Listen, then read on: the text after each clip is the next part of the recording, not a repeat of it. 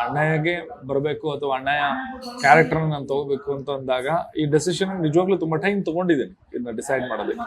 ಈ serial part ಮಾಡೋದು. ಹೌದು, ಇದನ್ನ ತಗೋಬೇಕಾ ಮಾಡ್ಬೇಕಾ ಅನ್ನೋಂಥ ಡೆಸಿಷನ್ ತುಂಬಾನೇ ಯೋಚನೆ ಮಾಡಿದೀನಿ. ಅದನ್ನ ತಗೊಳಕ್ಕೆ ತುಂಬಾ ಟೈಮ್ ತಗೊಂಡ್ ಮಾಡದಂಥದ್ದು.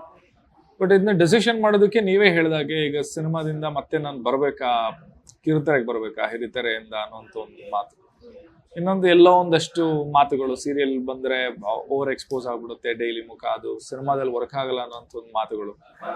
ಸೊ ಇಂಥವೆಲ್ಲ ಇನ್ನು 5-6 ವರ್ಷದಿಂದ ನನಗೂ ಸೀರಿಯಲ್ ಆಫರ್ಗಳು 5-6 ವರ್ಷದಿಂದ ಲೀಡ್ಸ್ಗೆ ಎಲ್ಲಾ ಚಾನೆಲ್ಗಳಿಂದ ಬರ್ತಾ ಇತ್ತು.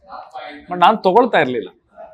ಸೊ ಹೀಗಿದ್ದಾಗ ಇದು ಹೋಗ್ಬೇಕಾ ಬೇಡವಾ ಅನ್ನೋಂಥ ಒಂದು ಥಾಟ್ ಏನಿತ್ತು ಅದು ಬಹಳ ಸ್ಟ್ರಾಂಗ್ ಆಗಿ ನನ್ನ ಮನ್ಸಲ್ಲೂ ಇತ್ತು.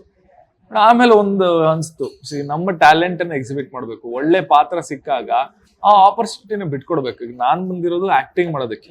ಅದು ಸಿನಿಮಾದಲ್ಲಾದ್ರೇನು, ಸೀರಿಯಲ್ ಅಲ್ಲಾದ್ರೇನು, ವೆಬ್ ಸೀರೀಸ್ ಆದ್ರೇನು, ಮೈಕ್ರೋ ಫಿಲ್ಮ್ ಆದ್ರೂ, ಥಿಯೇಟರ್ ಆದ್ರೇನು, ನಾವು ಜನಗಳಿಗೆ ನಮ್ಮ ಟ್ಯಾಲೆಂಟ್, ನಮ್ಮ ಸ್ಕಿಲ್ ನ ನಾವು ತೋರಿಸ್ಕೊಳ್ಬೇಕು ಅಷ್ಟೇ ಅಲ್ವಾ ಪಾಯಿಂಟ್. ಅದು ಯಾವ ಮೀಡಿಯಂ ಆದ್ರೇನು.